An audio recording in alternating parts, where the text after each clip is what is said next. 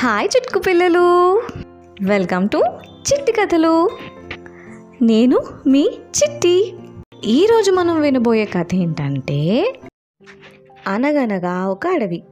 ఆ అడవిలో ఒక అల్లరి పిడుగు మేక ఉండేది. ఆ మేక ఎప్పుడూ గట్టిగా మాట్లాడుతూ ఉండేది. అదే అడవిలో ఒక పెద్ద కొండ ఉంది. ఒకరోజు ఈ మేక ఆకులు తినడానికని వెళ్ళి అక్కడ ఆ కొండను చూసి గట్టిగా హలో అని అనింది. వెంటనే ఆ కొండ నుంచి హలో అని రిప్లై వచ్చింది.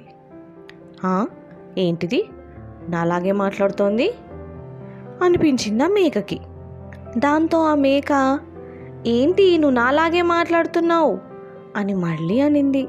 అప్పుడు ఆ కొండ నుంచి కూడా, ఏంటి నువ్వు నాలాగే మాట్లాడుతున్నావు అన్న వాయిస్ మళ్ళీ మేకకి వినిపించింది.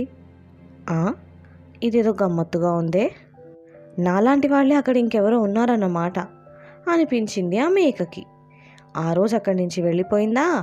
మళ్ళీ నెక్స్ట్ డే అదే కొండ దగ్గరికి వచ్చింది. ఇప్పుడు చెప్పు, ఏంటి, ఎవరు నువ్వు అని అడిగింది మేక. ఆ కొండ నుంచి కూడా ఇప్పుడు చెప్పు ఎవరు నువ్వు అన్న వాయిస్ వినిపించింది. మేకకి చాలా కోపం వచ్చింది. నేనన్న మాటే మళ్ళీ తిరిగి అంటావా, you are a bad girl అని అనింది ఆ మేక. ఆ కొండ నుంచి కూడా, నేనన్న మాటే నువ్వంటావా, you are a bad girl అన్నమాట వినిపించింది. చాలా కోపంతో మేక ఇంటికి వెళ్ళిపోయింది. జరిగిన విషయం అంతా మేక వాళ్ళ మమ్మీకి చెప్తే, అప్పుడు ఆ మమ్మీ మేక, చూసావా, నువ్వు ఏది మాట్లాడితే అదే నీకు రిటర్న్ వస్తుంది అని. పోనీ రేపొక రోజు మంచిగా మాట్లాడి చూడు, అప్పుడు నీకు కూడా మంచి మాటలే వినిపిస్తాయి అని వాళ్ళ మమ్మీ చెప్పగానే, నెక్స్ట్ డే మార్నింగ్ ఆ కొండ దగ్గరికి వెళ్ళిన మేక ఐఎమ్ సారీ అని అనగానే కొండ నుంచి కూడా ఐఎమ్ సారీ అన్నమాట వినిపించింది.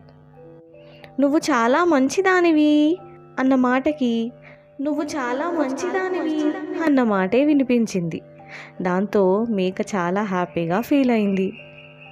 ఈ స్టోరీని బట్టి మనకు అర్థమైంది ఏంటి, మనం ఎదుటి వాళ్ళ నుంచి మంచి బిహేవియర్ ఎక్స్పెక్ట్ చేసినప్పుడు ముందు మన బిహేవియర్ కూడా చాలా మంచిగా ఉండాలి. అర్థమైందా?